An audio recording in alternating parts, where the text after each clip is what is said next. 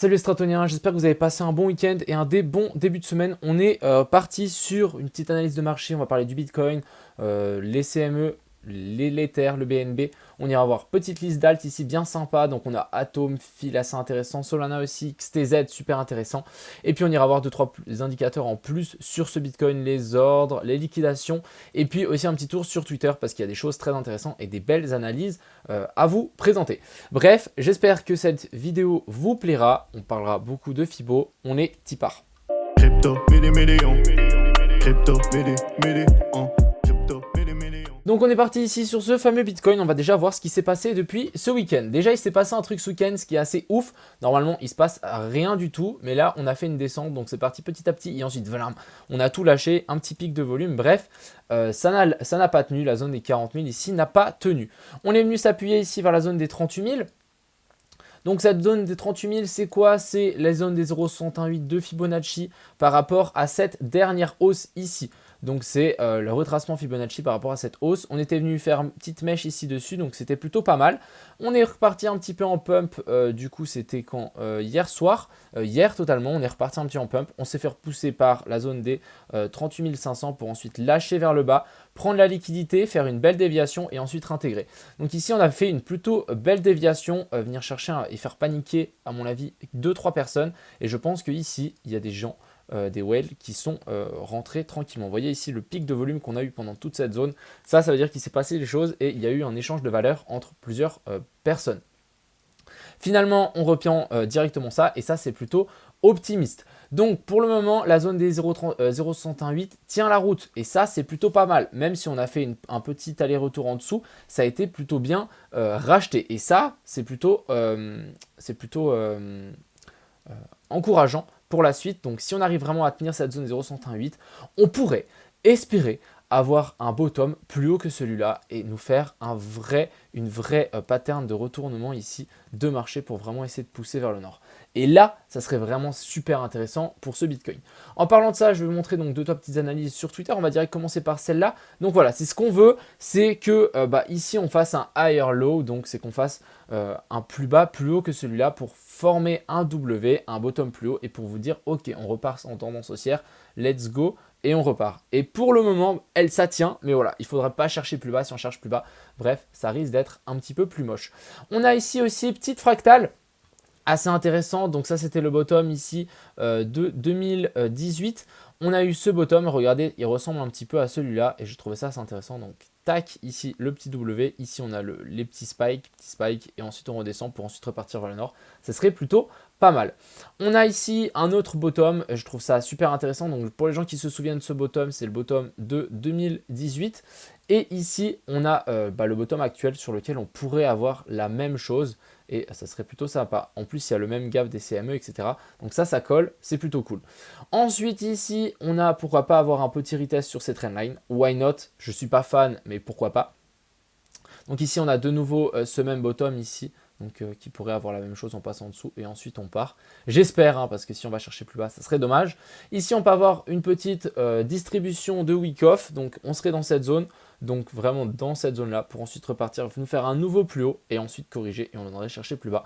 Je l'espère pas, mais voilà, c'est quelque chose qu'on peut garder en tête parce qu'on ne sait jamais ce qui peut arriver. Et ensuite, ici, donc petite analyse, rien de bien compliqué. On a de nouveau cette petite trendline sur laquelle on peut venir s'appuyer. Et puis, donc cette même zone ici qui pourrait et qui, j'espère, qui va nous faire tenir ce Bitcoin. Ensuite, ici, on voit les liquidations. Donc, il y a des deux pics énormes de liquidation. Pour vous dire, ici, on avait des gros pics, mais voilà, là, ça ne veut plus rien dire. Donc, énorme pic vers la zone des 42 000. Je pense que si on doit descendre plus bas, on viendra chercher cette fameuse zone des 42 000. On verra après comment ça se passe. Et au niveau des ordres, on a Binance qui a toujours autant d'ordres, même voire plus ici, qui sont mis en dessous du prix. Et on a 3 ordres de vente au-dessus vers la zone des 45 000. Mais voilà, en tout cas, on voit qu'il y a énormément de demandes ici. Dès que si on descend un petit peu vers la zone des 30, il y aura des ordres à venir chercher. Et ça devrait tenir, en tout cas, on croise les doigts. Et au niveau ici de l'open interest, donc on voit déjà que l'open interest est toujours ici en train de stagner. On a les funding toujours en partie neutre. Donc pour moi, depuis qu'on est en train de faire ce bottom-ci, ça a été neutre tout le temps. L'open interest n'a pas trop bougé. Donc pour moi, c'est quand même quelque chose de plus ou moins sain. Si on repart maintenant, ça sera sain pour la suite. Et du coup, ça, c'est plutôt pas mal. Donc voilà ce Bitcoin. J'espère absolument qu'on tiendra en fait cette zone ici des 37 800, la zone des 0,118 pour ce fameux BTC. On pourrait pourquoi pas imaginer ici donc notre fameuse A, B et puis C. Et puis ensuite repartir à partir de là. Why not? On verra comment ça se goupille. Parlons de la dominance, pas de la dominance du Bitcoin, des CME. Donc ici, je ne sais pas si vous vous souvenez de mon scénario ici, bon, ça n'a pas du tout fait ça. Ici, bon, on a directement continué à traverser vers le bas et on est revenu chercher donc, cette zone ici. Donc je vais pouvoir enlever ce dessin. Tant mieux hein, finalement parce que ça fera moins mal à moins de personnes de juste descendre maintenant et si on repart bah, c'est beaucoup plus simple. Si on fait ça, ça sera beaucoup plus simple, je l'espère en tout cas.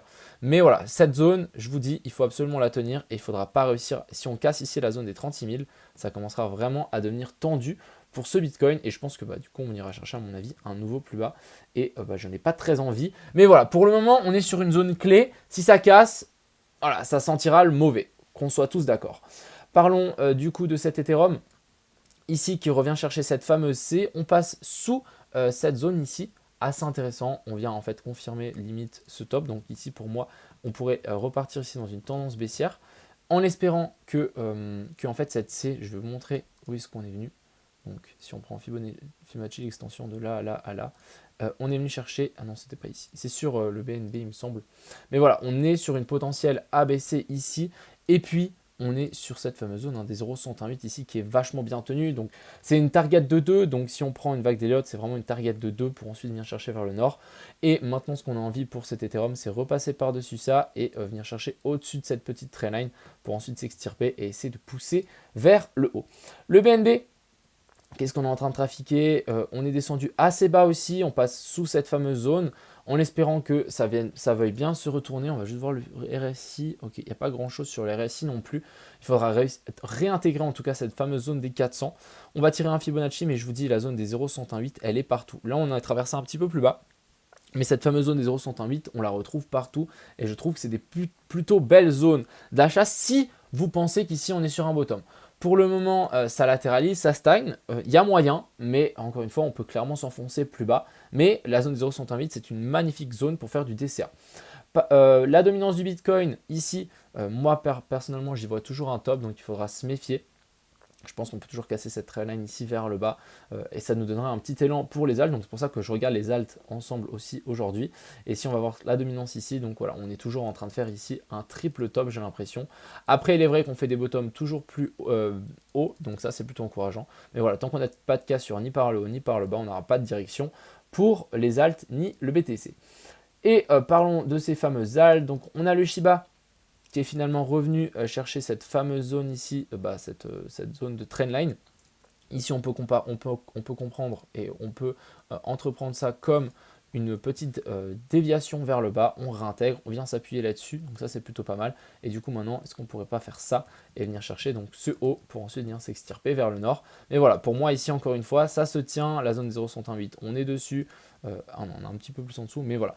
Pour moi, ce genre de belles zones, c'est des belles zones pour moi pour faire du DCA.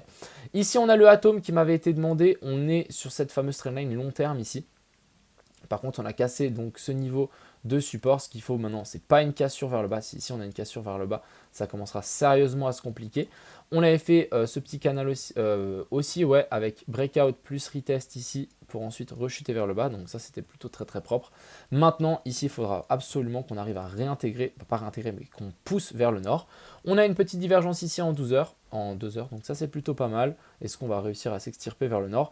Si on ne s'extirpe pas ici vers le nord, ça va commencer. Je vais franchement se méfier en tout cas pour Atom. Mais voilà, on est sur une belle zone. J'espère que ça tiendra.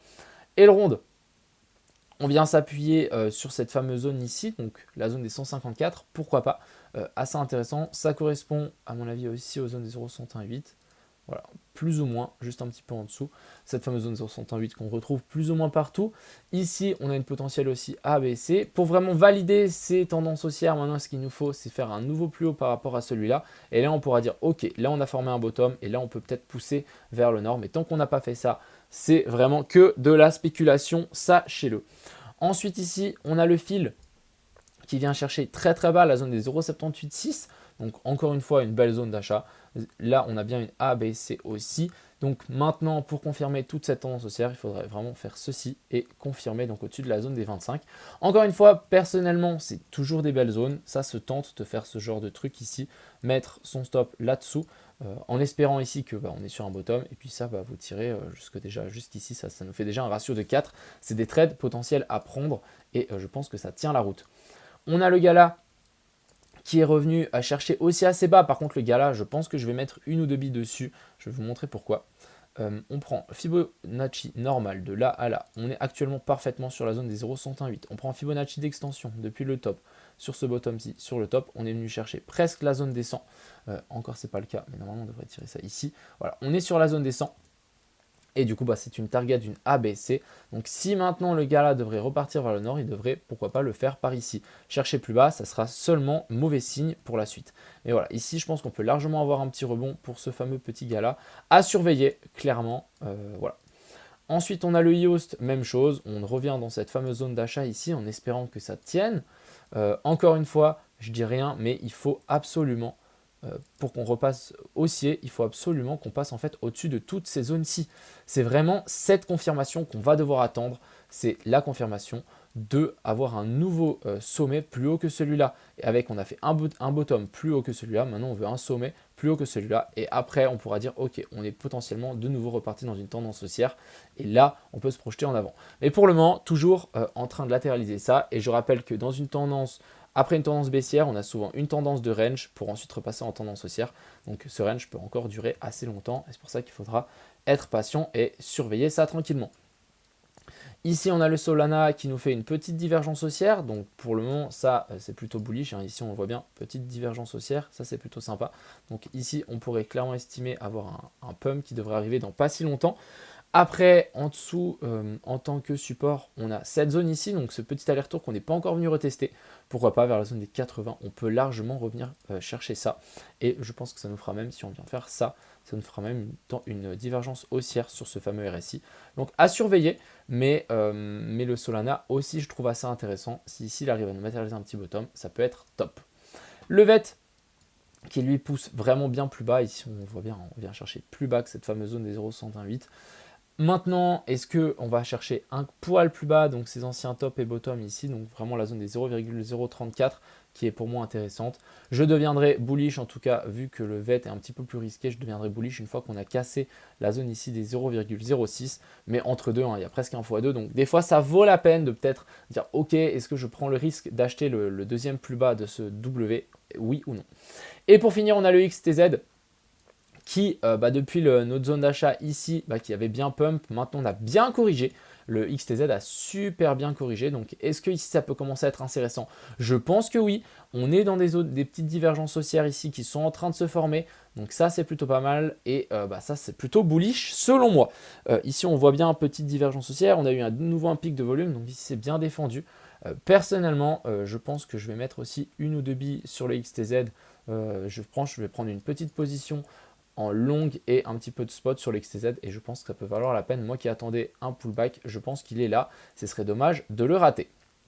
Mais voilà, encore une fois, repasser au-dessus de la zone des 4.5, ça sera vraiment à ce moment-là qu'on pourra dire ok, le XTZ est de nouveau bullish et maintenant on repart vers le nord. Donc voilà, mais encore une fois sur une zone clé, si la fameuse zone des 0,108 tient, ça sera vraiment génial et là on pourra de nouveau se propulser dans le futur, mais pour le moment, voilà, il faut que cette zone tienne. Si ça ne tient pas, voilà, je pense qu'on peut clairement descendre plus bas, malheureusement. Enfin bref, j'espère que cette vidéo vous a plu. Zone à surveiller, voilà, je dirais pas, il n'y a rien de plus simple pour le moment. C'est clairement cette zone que je vais surveiller tout le temps pour le moment. Et si vous voulez mon avis par rapport à ça, je pense, en tout cas quand je vois des mouvements assez violents ici, qu'on fait des pump and dump, des déviations, etc., je me dis ok, ça sent le bottom, ça sent, on essaie de dégager le maximum de monde du train avant de vouloir repartir vers le nord. Et ensuite, si on repart vers le nord, il faudra absolument casser cette zone. Donc ça risque d'être une zone compliquée, c'est vers la zone des 42 000. C'est aussi les zones de liquidation, donc ça risque d'être très compliqué. C'est à ce moment-là où il faudra vraiment se battre. Ici, si ici on se fait rejeter, là ça sera très très mauvais. Mais si on arrive à stabiliser et à passer vers le nord, ça sera vraiment plutôt pas mal pour ce BTC et les cryptos en général. Sur ce, je vous souhaite une agréable soirée. On se retrouve tout à l'heure en live à partir de 20 h. sur mon Twitch. On parlera d'abord IMO, vu qu'aujourd'hui on a fait une petite visite. Je vous ai fait des petites vidéos comme ça, je vais pouvoir vous montrer et puis donner mon avis, etc. Et puis après, on ira faire un petit tour sur les cryptos comme d'habitude. Sur ce, je vous souhaite une agréable soirée et puis à plus.